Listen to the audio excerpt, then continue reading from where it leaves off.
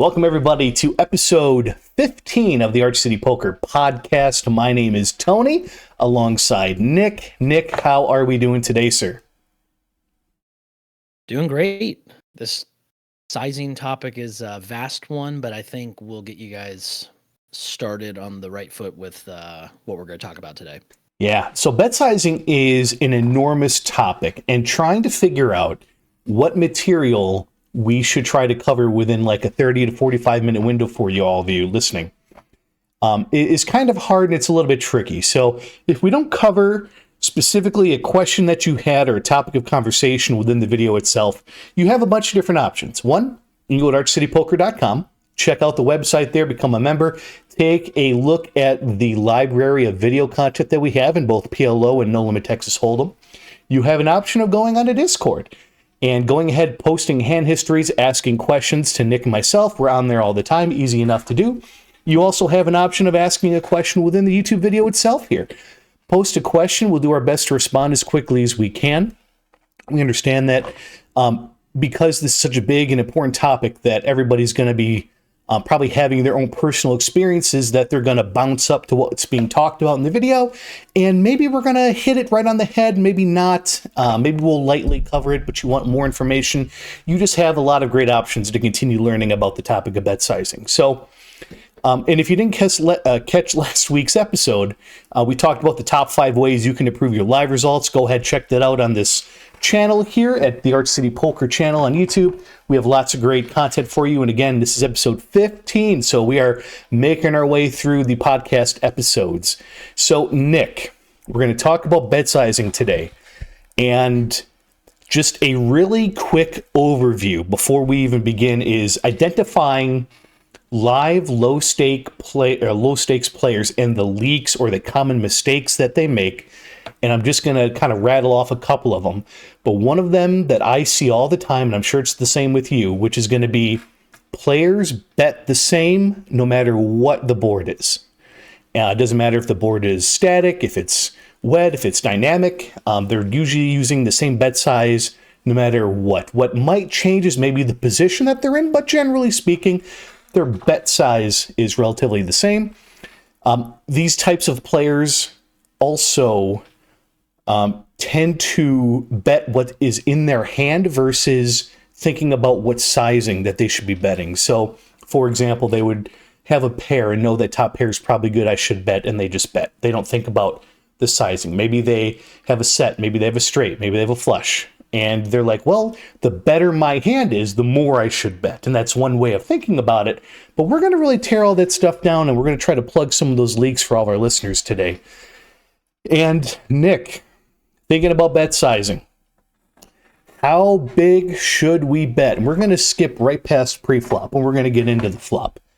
And one of the more important topics of conversation is going to be, because most players are worrying about how much, like what they should be betting with the hand that they have, how should a player who gets to the flop think, generally speaking, about their bet size?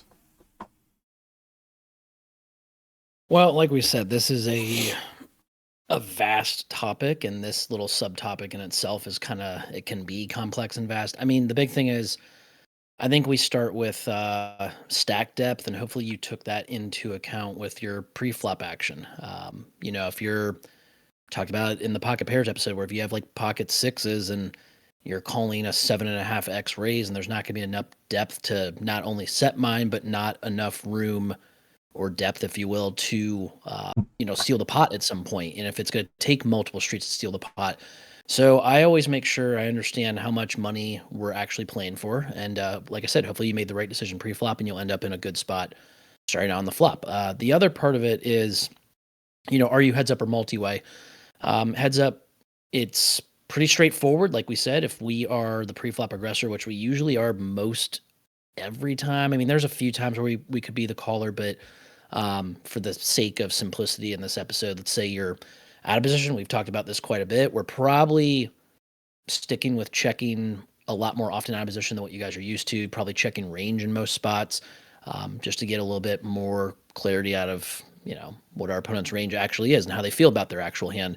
And when we're in position, we can Bet smallish, and since it's a sizing episode, we'll talk about this. So if there's less stack depth, if it's effectively just a little bit shallower stacks, or maybe it's been kind of manufactured to be shallower because the raise sizes are larger in these low stakes games, then we need to account for that, and we probably need to go smaller than what our standard. Like Tony and I have talked about, maybe somewhere between 40% and 50% pot when we're betting range and position. If I don't have as much room, then I might scale that down to closer to like third pot. If it's a 3-bet pot and we're getting to really low SPRs, I might go as low as 10 to 25% pot. It just kind of depends on how much room we have left with our stacks. So I think the big thing starting out, guys, is when you're on the flop, you're probably going to be, if you are deciding that bet is the right route to go, you're probably going to be starting out with a smaller sizing, because your opponents will fast play based on kind of fear more than anything. And so you'll find out exactly where they're at based on whether they just call or whether they fast play. Now, texture, that's something we'll probably get into later in this episode also, but like if it's a more dynamic texture, they're going to be more truthful, more straightforward. We've talked about that in previous episodes. If it's a static texture, they can hide their strength a little bit more. They don't fear getting sucked out on or runouts. They're going to be able to hide that. And that's where Tony mentioned, like, they can have some sizings that look similar to, like, let's say it's a dynamic texture. Maybe they do keep it a little smaller with weaker parts of their range, and maybe they do size up with the better parts. But when it's static, they don't do that as much. One final note that I'll wrap up with this kind of first question here in this topic is that on our end, are we, because a question I'll get a lot is, are we ever betting pot or more on the flop? Because I've had students before where they've watched more advanced, like mid to high stakes videos, like videos from guys on Run It Once, for example, where I used to make videos there. And they'll say, like, well, yeah, like theory. And even if you guys work with a solver, you might see some spots where solver says, like, bet pot or bet like way more than pot in the flop. The only time that I think Tony and I would ever really advocate for that is, and this is in general, like in a vacuum, guys, if it's a static texture and you're kind of like top of range, or you believe you have hands that are ahead of what they would absolutely call with, then we should go really large and target their top of range. Because what ends up happening, like let's say it's like a king 7 deuce texture and you guys have ace king, or you have king queen against a limp caller and you know they just can't have ace king, then basically king queen or better in that position. If your opponent has a king, they're never folding. Like, they're never folding to any sizing really on the flop. So it pays to go much larger. And then some of the bluffs would be like the hands that maybe lack showdown value. If you do have an immediate gutter, for example, those would be ones that you might include with the really large sizing. But it doesn't happen as often. I would say most of the time we're starting out a little bit smaller because we want to figure out as accurately and as quickly as we can where our opponents are at within their range, because then moving forward to the money streets, the turn, and especially the river, that's where we have, again, like a lot more clarity. Like, we just have a much clearer perspective or whatnot on what our opponent can have. And then that's where we can really start to differentiate with possibly overbets, possibly really small bets. It just kind of depends. And we'll get more into that in the rest of this episode, but I don't want this first part, Tony, to be too long-winded there. Yeah, you're absolutely right. I think if looking back from when you first started the basic conversation, which is going to be SPR, stack to pot ratio, and we've covered this in a lot of different videos and podcasts that we've made. And if you just are listening and you kind of wanted a quick refresher, one tip or tool of guidance that I would highlight, because these are also things that I see in the games that I play in. But when you're opening up pre-flop, because we're going to be the aggressor more often than not, if you're not taking a look at your table and looking at everybody's stack depth, that could be a leak in itself before we even could see a flop, before we even really... Huge leak. Yeah. It's such a big deal. If somebody has, let's pretend you're playing a 1-2 game and somebody's got 50 big blinds, well, sizing up on your pre-flop open, and if that's maybe like an average stack around the table, sizing up on your pre-flop opens is going to get you into a lot of trouble, because what's going to happen is if they end up calling, let's say, a bet size of 20 pre-flop, well, we're reducing the SPR so much that players that oftentimes have one pair holdings or right around there are much more willing to stack off with their hands, which isn't exactly where we want to be when we're trying to be like make profitable decisions. So when we're thinking about SPR, the lower the SPR is like 1 to 3, I would say, is like very much stack off territory. If SPR is maybe 4 to 8, you have a lot of wiggle room. You're really trying to make sure your flop bet, your turn bet, and your river bet can really kind of mesh well together, tell a good story. So we're getting all the money in by the river, or we're setting it up so the SPR is down to about 1 come the river. And if SPR is really high, let's say 10 or higher, boy, you just have tons of room to play cards. It's fine if you're opening up a little bit larger. Your bet sizings can be a little bit bigger because it's okay. You can 3-bet a little more loosely because you're not going to like pot commit your opponent and just have them stack off with like 6s. And you're just going to be like, bleh. So, yeah, Nick, I mean, SPR is just so big. I mean, you're understanding position around the table, looking at everybody's stack size.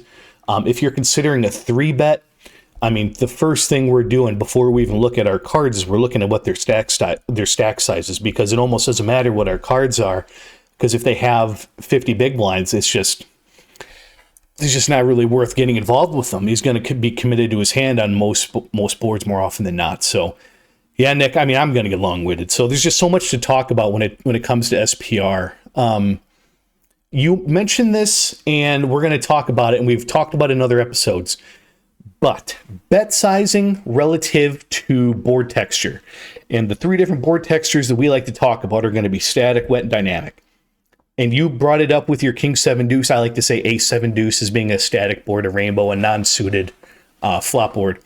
But essentially, if we're not taking into consideration all the different types of draws that could exist, whether it's a flush draw, straight draw, 3 to a straight, maybe all of 1 suit. If we're not taking these things into consideration, it can oftentimes influence what our bet sizing is going to be. So, Nick, when you're the pre-flop aggressor, and let's pretend for the context of this question, we're in position, which is indicating that we're going to be betting most boards more often than not in position. How do you decide what your sizing is going to be from a static board to a dynamic or a wet board? Yeah, we talked about it a little bit. I think if we start with the more dynamic boards, we're looking to keep things really simple. We're going to bet our range, and we're going to bet somewhere. Like I said, this is where you go back to stack depth. If you guys are quite a bit deeper, then I think we can get up to 50% or even maybe a little bit more than that. You want to choose a sizing that kind of forces your opponent into a spot where they feel compelled to fast play top of range and then play slower, like the middle to bottom third of their range, if you will. If you go too large, then what ends up happening is like they'll see such a large sizing that they might actually end up slow playing some hands that are kind of the top, and then you don't get any info as far as like, you know, where they're at within their range. And so that's not good for us moving forward to turn a river. We want to figure out where the hell they're at as quickly as possible. So dynamic boards, yeah, it could be anywhere. I would say, generally speaking, from third pot to half pot, somewhere in there. If it's when in doubt, like I generally go somewhere around 40% pot. If I have a static texture, I talked about this in the last question there, that I generally would advise students and you guys listening to keep things like, we never want to go with a mixed strategy if we don't have to. We want to play just a 1-bet strategy really well, not mix in 2 to 3 different sizings and play that kind of average to poorly. You guys will just end up making too many mistakes. So I would say go large on the static textures with top of range, and then some pretty intuitive bluffs. Like on the ace, let's use Tony's ace 7 deuce.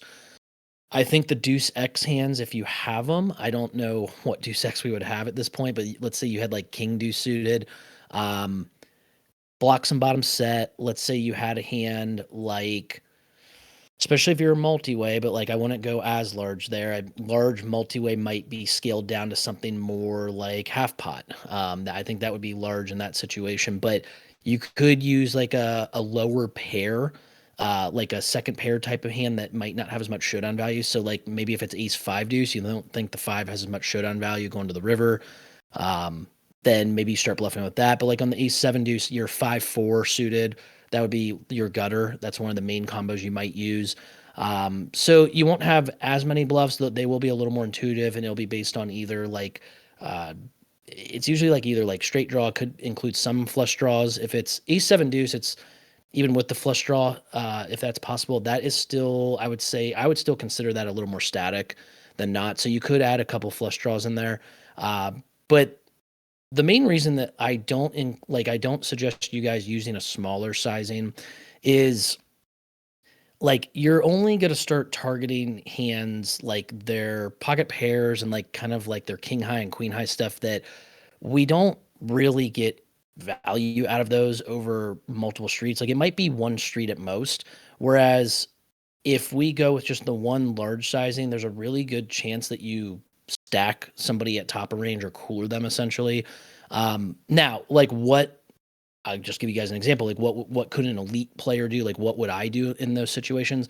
Well, sometimes I do mix it. Like if I have a hand that I don't think is a hand that I can just bet really large with right away, like on ace seven deuce, if I have ace four, I'm not betting 120% pot, guys. Like, cause I don't want to get called by just better ace X at that point.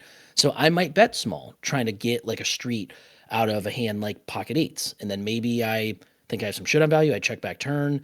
If they go to bluff or value cut themselves on river, I can call. If they check, I then have a lot of clarity that my top pair with my weaker kicker is actually the best hand, and I can go for a larger size at that point. But that's because I feel very comfortable with my post-flop game and being able to mix my strategy. But I really think if you guys are in doubt, you should stick with a one-size strategy. So yeah, Tony, I think dynamic boards, we feel very comfortable telling them usually to go smaller. Are there some situations, like I'll give you guys one easy example to keep the podcast shorter. Like where is a situation where I might go larger on a dynamic texture? Let's say 10-7-5 with a suit. If we're multi-way and it gets checked to me and I have bottom or middle set and I'm unblocking top pair, for example, I'm unblocking like all the combo draws. That's a spot where our opponent's range is going to be considered more like inelastic, meaning that if they're going to call half pot as often as they would call pot or more than pot probably. So I might size up and actually go pot or larger in that spot just as like a pure exploit. So there is room for fluidity, for some creativity, but I don't want you guys to get too fancy, too mixed with it. You're just going to end up like it's going to end up being like fancy play syndrome. So yeah, dynamic, I would go smaller with range. Static, we're going to bet far less often, checking back a lot of stuff, like the ace four and the ace seven deuce, like king queen, that you check back. Your opponent, the whole point of this is your opponent's going to let you know how they feel about their hand way more often than not on the turn. Then you can start building a two street bluff plan, turn river, or a two street value hand with the hands that didn't feel comfortable starting betting on the flop and going for three streets. So smaller dynamic, really large on the static guys. There is room to deviate a little bit if you feel comfortable with your post flop game. Yeah. I think another thing that can really help somebody is understanding that when you're deciding to bet, if you're like, I'm going to bet, why? We talked a little bit about this, like what is your bet going to accomplish? And on static boards, on ace seven deuce, I think personally I see a lot of people size down on a board like this. Perhaps they're thinking because there's no draws, there's no flushes, there's no straights, that a small bet sizing is going to fold out a ton of stuff. And what actually happens is the villains just call way, like much wider than maybe you were expecting, and technically they're correct, right? Because they just shouldn't be folding on static boards to small bet sizings. So if you were to bet larger, you're going to be putting a lot of those middling hands, like a hand like pocket nines, right, on ace seven deuce, or pocket sixes on ace seven deuce, and you're going to be betting upwards of maybe 50, 60, 70% pot. Maybe you're going to crank it way up because you think you have a pretty good idea of where this opponent's at. But you want to put those hands into a position of making a tough decision. And when you size up, you increase the fold equity, and you're telling a story, which is going to be extremely important to be thinking multiple streets within the hand. We're not just sizing up on the flop just to get folds. We're trying to size up to represent a specific type of hand. We're trying to diminish the SPR. And if we do have to barrel off and do bluffs later, we can't just pick a random street and just put all the money in. We have to have a valid story to increase the success and the likelihood of our bluffs actually working. And if you don't do that, if you just check and get to the river and you're like, well, I have 4 high here, we're just going to rip it in and just put him in a tough spot. If he or she can't figure out the story, that's when you get like a lot of those people that just flick in a chip and like, well, you got it. And you're like, they called with a bad hand, they shouldn't have lost. When in actuality, well, we didn't tell a very good story. Maybe we made a mistake on the flop, we made a mistake on the turn, and it just kind of had this kind of cascade effect of just wrong decisions that just made us into a losing position. But yeah, I mean, keep in mind, guys. Yeah, sorry. Yeah, Tony, I'll interject real quick. It's no, you're good. I think something I want to make very clear, and this is going back to the beginning, where you guys always need to make sure that you have in mind the stack depth, though. Like when I mentioned I want to go large on the static ace-7 deuce, right? So let's say I do that with a hand like let's say we're 3 ways, and I take 7-6 suited. I'm like, you know what? I think heads up the 7 would have some showdown value, but multi-way not as much. So now this becomes a prime bluffing candidate. Why? Because I don't like to get into blockers much, guys. You know this with like the low stake stuff, but it does matter to block middle set and top 2 on that board. So I would rather take 7-6 that doesn't have as much showdown value multi-way multi-way. Sorry, guys, when it does heads up, and I'd rather start bluffing with it. The thing is, keep in mind, if you're in there and all of a sudden, let's say, there's 60 in the pot and you guys bet 60, and then you get to a turn and there's only like maybe a pot size bet left, your opponent is never folding an ace. They're never folding an ace. So I would never start running that bluff. Or if I did, I might start a little smaller to then set up like a turn barrel that might get them off like with an overbet, like a top pair. But even then, that's where I would go super exploitative and I would just bet top range and I would check everything else. Like, again, guys, we don't need to be balanced in these spots. Like I only mention having the bluffs, especially heads up, and if there's stack depth, because I'm not necessarily A, trying to be balanced, or B, trying to get my opponent to fold a better hand on the flop. That's another huge misconception where you guys size to make a goal happen on that immediate street. Bluffs, keep in mind that bluffs also, you want to get value, like you want to think of your bluffs as getting value like you would your value hands. And that's going to sound like a really foreign concept to you guys. But on that ace-7 deuce, if I'm taking a hand, I'm starting to bluff. I don't know that is it okay just to take down the pot there? Sure, that's fine. But a lot of times I will size in a manner, especially when we get to turn and rivers, and we're not gonna have enough time with just one podcast episode, guys. But like a lot of your guys' goals on one street will be to get your opponent to fold right there. And somebody will say to me, why'd you bet smaller at that point? Like all it does is just invite him in. Like it's just allowing him to draw. It's allowing him to realize equity. Okay, guys, like sometimes yes, but I also get him to put money in, especially when I have more clairvoyance about where he's at in his range. So I can get more value out of that bucket of his range to get him to for sure fold on another street. Like you can't be afraid to drag these guys into deep waters and you need to risk a little bit more to increase your win rate and earn a little more. But the point is, keep in mind, again, like stack depth is so important when you guys are building whether it's you're building a multi-street bluff or whether you're setting up multiple streets of value, you need to tailor your sizings to the stack depth more than anything. Now, in a vacuum, dynamic, can we start smaller? Static, we start larger? Of course. But when you get to the flop, you need to make sure that you do 100% understand, like, how many streets of value can I get from this hand? Or how many streets do I have to work with his stack depth and start from there? It's not something that you're going to be able to just pick up and do right away, but with time and with effort, if you put work in off the tables, it'll become pretty innate. It's not as complex or tough as it sounds. And you are taking me back to when I first started trying to implement this idea into my game. And one thing that I did that maybe somebody listening might be able to resonate with, or maybe not. I did two different things, actually. The first one is when I'm sitting at a table and I'm playing, I evaluate people's bedside. Like if I'm not in the hand, I'm just sitting there just kind of twiddling my thumbs waiting for the next hand. But I'm watching the hand play out and I'm looking at their stack sizes and I'm trying to imagine, I'm trying to range people, but I'm also kind of critiquing in my head and doing some like little mental math of like, what should the bet sizing be here on the flop? What should be on the turn? If I was going to raise, if this person let out, like did a traditional C bet on the flop and I was going to raise this bet based on their stack size, what bet sizing would I, like, doesn't even matter what cards I have. I'm just trying to kind of do those mental exercises. And then what I would also do is I would just have a deck of cards and I would just like randomly make up a scenario and I would just give, this sounds cheesy, but it's what I did. And I would just like give the villains random stack sizes. And I would just like practice doing math to figure out what should my bet size be to get the SPR to 1 by the river. Because that is usually what the goal is, or right around 1. Because I always had an issue of getting to the river and my opponent's stack size is so small. It just doesn't matter what action I do. They're just going to continue with whatever strength of hand they have. There's no fold equity. And I think giving myself fold equity in every hand that I have was a game changer.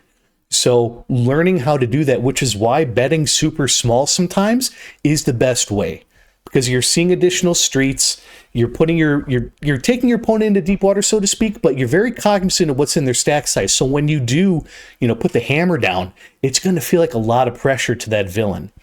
So, I mean, just excellent topic. I could talk about SPR stuff forever. I'd spend so much time on it. Right. Like I just think it's so important to understand that in, like, I guess you could say it for tournament play too, but like in cash games where there can be a lot of variation with stack sizes, like if you're at a table and everybody's deep, then yeah, like one kind of macro deep strategy, if you will, fits all. But you're going to have guys, especially in the live low stakes games, like you get guys that come in, they're a little nittier, they don't feel comfortable playing for as much. So they might sit with like 200 at a 1-3 game, but then you'll get guys that will sit for the max. And so that changes things like from hand to hand. Like it's not as rigid as like, oh, I have ace 10 suited here. So Nick and Tony said, make it 15 in the cutoff against this limper. Okay. Well, if stack sizes are pretty standard to deep, like we would lean 15 or larger. But if I get somebody that limps and they have $80 in front of them, like you could make it 15 as a maximum, but like I think where it works more, Tony, is like I think a better example is like when we face a raise and we can 3-bet. Like I had a scenario actually today where one player, I think he made it 15 and I made it 60 in position. Like we don't even usually go to 4x in position, but we were so deep. It was one of the rare guys all day that I was much deeper with, that I felt like I needed to put more money into the pot. Like it made sense to put more in. Whereas I think it was within an orbit or two, I had a player that raised to, I think 12 or 13, and he only had like $100 in a stack. And so I just kind of min clicked it. I think I made it like 25 with like ace king or something like that. So you just got to account for stack sizes. And I know that we are talking about sizings in the sense more post flop guys. But everything pre-flop will put you in a position to succeed or fail post-flop. And so that's why we keep bringing that up. Yeah. I even had an example that had me thinking about SPR today as well. It was basically me opening with jacks, having just a villain who's just calling too much call. And we get in position with jacks on a 9-9 deuce rainbow flop. And I end up leading on this board. And it goes from me leading, I think, 15 into 30 or maybe 20 into 30. And I think he made it 100 into my bet. So a pretty big sizing. And the first thing I did before I even took into account, well, it's a big bet size, I looked at his stack and I'm like, well, he's betting $100. How much does he have behind? How much do I have behind? If I call this bet, how is that going to influence future action on the turn, on the river? What's the most appropriate action for me? Do I just want to shove here with jacks? And thinking about stack sizes in that spot is, I think, what separates like a losing 1-2, 1-3, 2-5 player into like the beginning stages being a winning player. Because it's not about me having jacks at that point. Because I'm going to stab with a bajillion hands in addition to jacks. It's, okay, if I call this bet, what's going to happen on the turn? if they just shut, like what's the SPR going to be on the turn? So it just, again, if you're not thinking about SPR, it's just such a big deal. And I'm going to really quickly, Nick, we're going to get into, there's two more questions I wanted to hit on. The first one is, we talked about bet sizings, and we talked about bluffs and how we want to set up a proper bluff. The big thing we wanted to help convey is how to like structure bluffing. We had a whole podcast episode about bluffing, but when it comes to the stack sizing, because I know we kind of talked about bluffs in addition to talking about like static, dynamic, and wet boards. Can you really quickly just kind of summarize the context on bet sizing and SPR when it comes to making a bluff, and like maybe what a common mistake is that a live low player makes? And we mentioned that if we don't have full equity, the bluff is more often not going to fail. But is there any other boxes that you tick in your own game that you need to kind of like make sure of before you take a super aggressive line? Yeah, I think as far as like, again, range your opponent as accurately and quickly as you can. And once you get to the turn, I would say most times you're going to have a pretty good idea of where they're at. And if they're capped or uncapped. If they're capped, then especially if it was like a dynamic flop, a lot of times if we get a non-dynamic turn, we can start putting in pot size to over, and then sizings that are over pot, if you will. As long as that, again, is leaving enough room on the river to then put in at least pot or more again, if we need to. If we have a situation where we get dynamic turns and it's a little unclear where our opponent is within the range, then we can go smaller again, and our opponent will likely fast play a lot of their better stuff. And so we can set up, potentially a river bluff against a little bit of a cap range. So I think the big thing is you just want to range your opponent, again, as accurately and quickly as you can. Our flop strategies will put you in a position to likely do that by the turn. And if it not by the turn, then you're going to be able to use the same kind of principles to get to the river and have a really like a great idea of where your opponent is. Like I would say, I know I've been doing it for a while, but like guys, by the time I get to the river with most of my opponents, like I have like a really good idea of a lot of times like what two cards they have. And if I don't, then I know what general bucket, again, like if we talk about ranging our opponent, putting them into buckets of hands, like I have a good idea of what bucket my opponent's in. And so that will dictate my sizing with my bluffs and my value hands alike. Like if there's a situation where I think my opponent's top of range and I'm beating top of range, then I want to put in as much money as I can for value, if we're talking about the river specifically.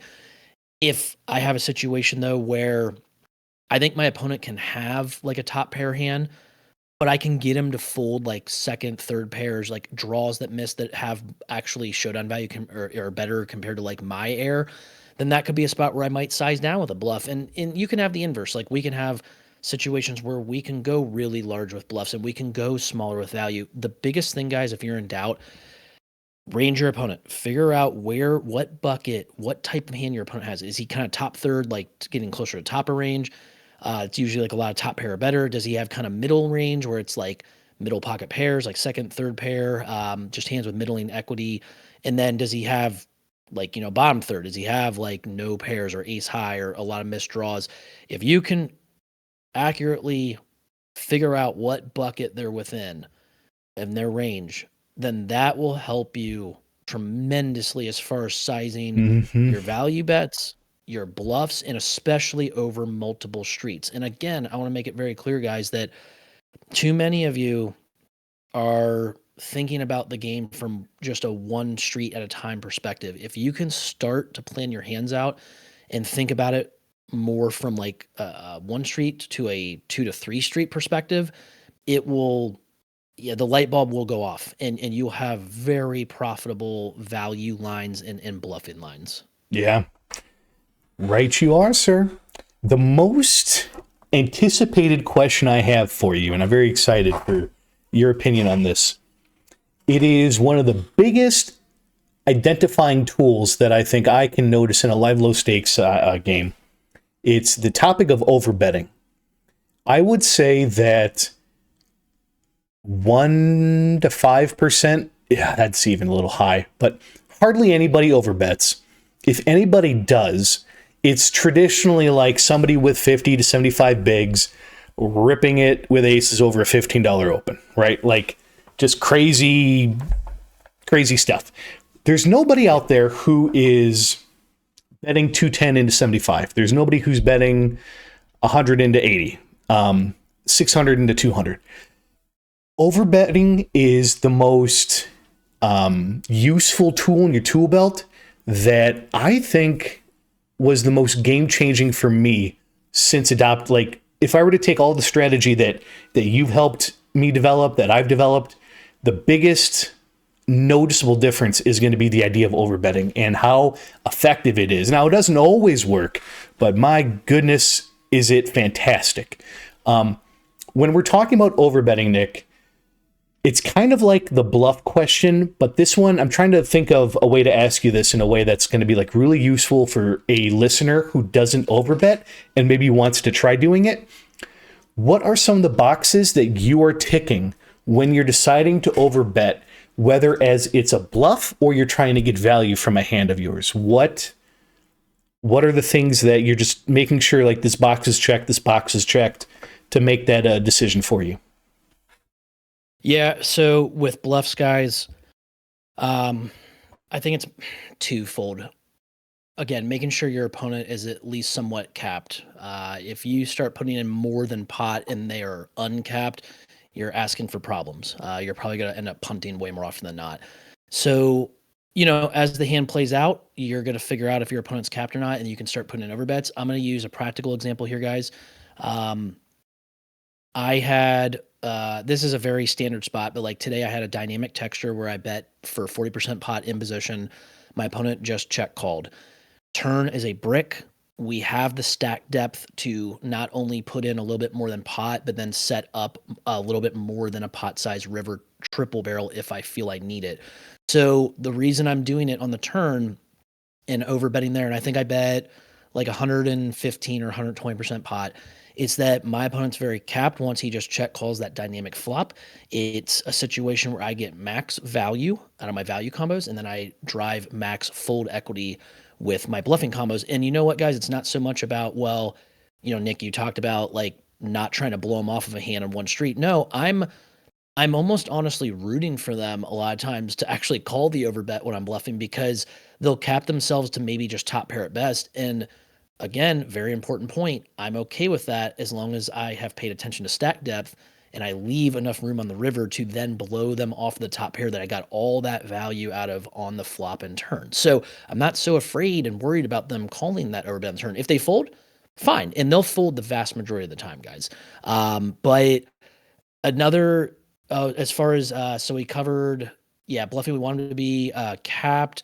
And then we also typically would have liked to have shown strength at least once before we probably put in the overbet, I would say. I mean, if you're very confident, like it goes check, check on flop and turn. I have had plenty of scenarios where I've been able to overbet river and my opponents just, I know they don't have anything. They can't do anything about it. But you do want to be a little bit careful about that because that can look a little bit empty. So, Tony mentioned it before, maybe having somewhat of a credible story, at least I'll put an asterisk by this. If you think your opponent can like if they can do a little bit of hand reading and you think they try to like range opponents, you do need to keep that in mind. But I would say the vast majority, guys, like over 95, maybe over 98% of players that you'll play 1-3, 2-5, and I'm being serious, guys, even like some 5-10, you don't really have to worry about that as much. If you figure out your opponent's capped and you go with an overbet as a bluff, it's probably going to work. So figure out where they're at in their range and figure out if they're capped. The other part of this, guys, is if you're going for value, it's pretty simple. It's again the same thing. Like you want to figure out if they're capped or not, because if you think they're a little bit more uncapped and you're ahead of them with your combo, like if I have a set and I think my opponent can have two pairs or top pair, top kicker, if I have a flush and I think he can have a straight or a set, those are situations where I would want to go a lot larger. So I'll give you guys another practical example. The other day, I played a hand where a tighter, really weak opponent limped in middle position. I raised with 10-9 of spades and the big blind to 20 Why'd I go with the larger sizing? We're deeper. I think we both were closer to 200 bigs deep, so I was very comfortable playing a bigger pot with him. And even though I'm out of, you guys might say like, well, why do you want to play such a, don't you want to avoid big pots out of position? No, not with the fish guys. Like I want to play big pots, period, with these guys. They make huge mistakes and they turtle up in the big pots. So I want to play big pots, right? So I get lucky. I flop the joint. It's 8-7-6. I think it was club spade. So very awesome flop. We talked about this, guys. Very dynamic flop. A lot of you guys would just lead right out. You're worried about the clubs. You're worried about board pairs. Forget all that. Let's check. Let's figure out where our opponent's at in the range, and then we can set up and plan the hand out properly. My opponent checks back.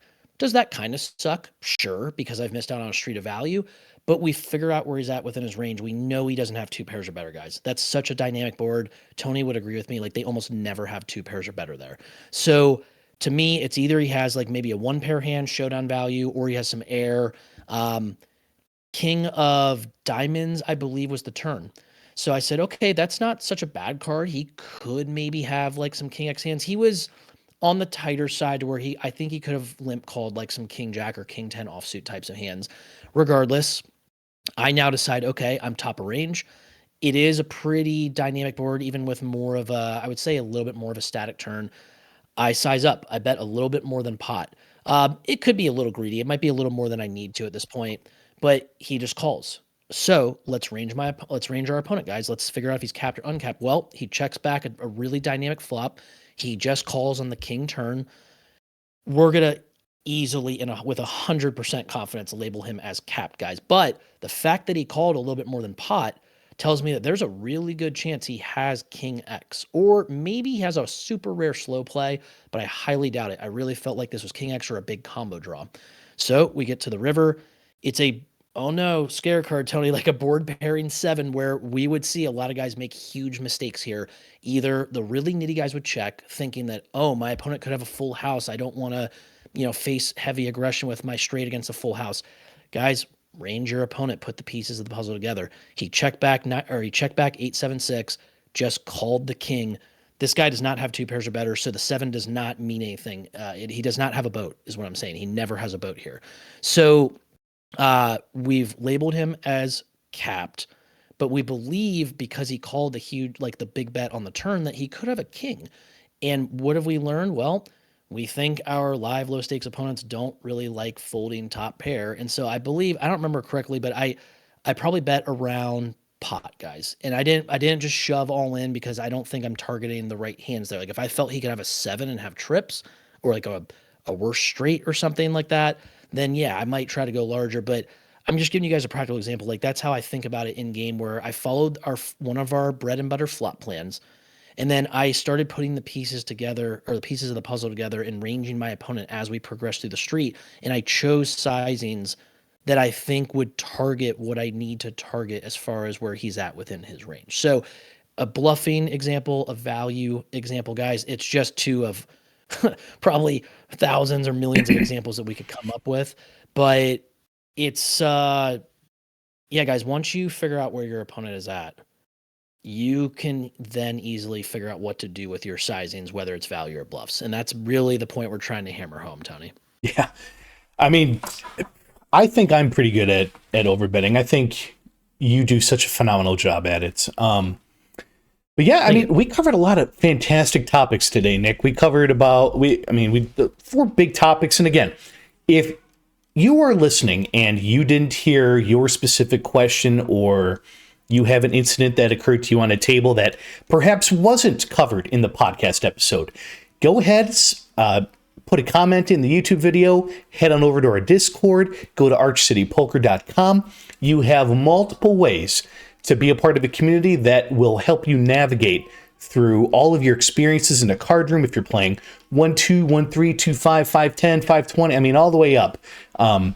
We have just tons of tools to put in your tool belt if you're not already doing these types of things. But Nick, I think we hit it right on the head as far as the bet sizing conversation goes. Is there any parting wisdom that you'd like to give anybody, or maybe highlight something that maybe we didn't cover that you thought was necessary?